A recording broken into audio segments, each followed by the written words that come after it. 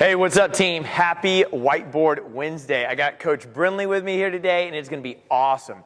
We've been talking to you that throughout October, our training cycle focus is a lot of this rig stuff. And I want you to maybe get your first pull-up if you've kind of been living on the edge, or how about you just get better at pull-ups? How do you go from, oh, I can do 2 pull-ups to I can do 6? How do you go from kipping to butterfly? How do you get your first, whatever? It starts in the strict pull-up. I know, that's not what you want to hear. You want to hear, how do I get 30 butterfly pull-ups unbroken?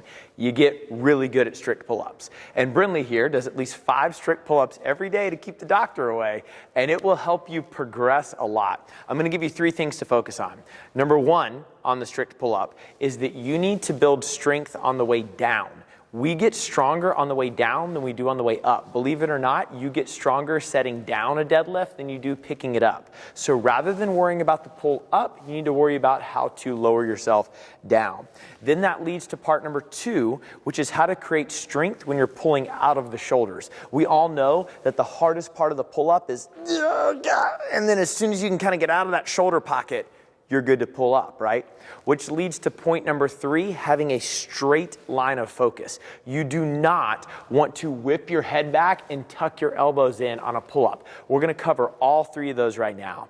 What you're going to see throughout October and what we're going to demonstrate today is some options for a negative pull-up. And a negative pull-up has a slow descent to it, and that's what Coach Brinley is going to demo right now. So here's how it works. You would step off a box or a bench or something like that and grab the rig. Brinley's going to start with her chin over the bar. Now, she did a strict pull-up to get there. You can absolutely hop up there, and then she's going to slowly lower herself down. Notice, done. Now she's going to drop. We're going to demo another one, but notice how there was a steady descent. At no point did she get here and drop. That's not what we want. If you need some bands or something to help you with that, that's cool, but let's watch it again. Step off a box or a bench. She can kind of hop over if she wants to. Okay, you get your body under control and then slowly come down real steadily. Done. I would recommend maybe 3 to 5 of those. They should be really challenging and under a lot of control. Now the second part, getting out of the shoulders. Here's a great way to train that, and here's what I mean. Let's say Brinley hops up there for a pull-up. She's going to go into a dead hang. Now, right there, when she starts to initiate the pull-up, pulling out of these shoulders is very, very hard. So let's pretend Brinley couldn't do a very good pull-up. She's going to kind of make it look silly for me. Pull and drop. See how that's really, really challenging. And it's hard to get better at it by just saying pull harder. Here's what you can do with a band. You can take a band, bring it kind of low, and let the band go here. If you need a little bit more tension, pull it around the J hook like this. But here's what I want to point out. This should be some assistance, but it should be mild assistance.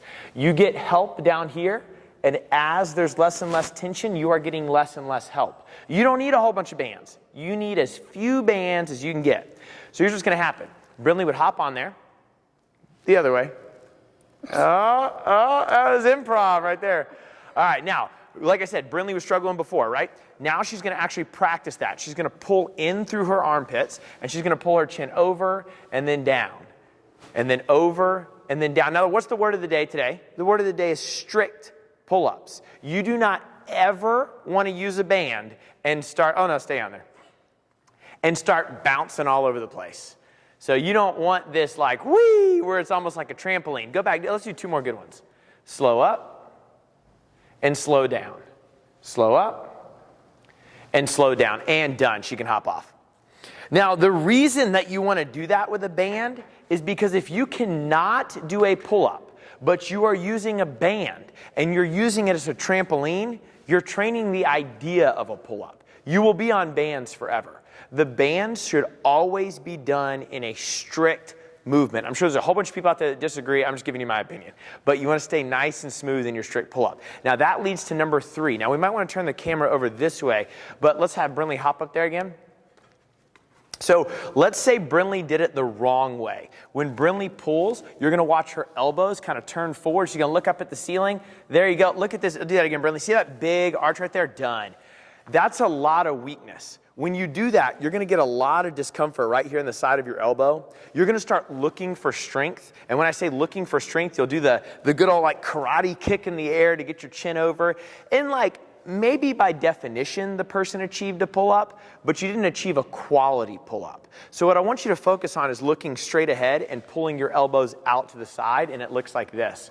Brindley would hang again. She's going to look straight ahead. She's going to pull her elbows out towards the J-hooks. Let's do 2 more. And look how that body stays really straight. Done. So I'm going to have Brindley do 3 more. She didn't know that. But she's going to do 3 more. And we're going to pull it all together. She's going to focus on a steady descent on the way down. She's going to focus on pulling her elbows out to the side, and she's going to focus on a straight focal point each time. All right, so we hang there. If you watched last week, she got that nice false grip, and she's nice and smooth and nice and smooth. If you can be strict and you can have a lot of control, you'll develop really good pull-ups. Here's my rule. You should be able to do 3 to 5 strict pull-ups before you do any kipping pull-ups. You should be able to do 7 to 10 kipping pull-ups before doing any butterfly pull-ups. You should be able to do at least 5 consecutive chest to bar before you try your first muscle up. If you can do that, you'll achieve really good pull-ups and you'll get your first muscle up. Happy Whiteboard Wednesday.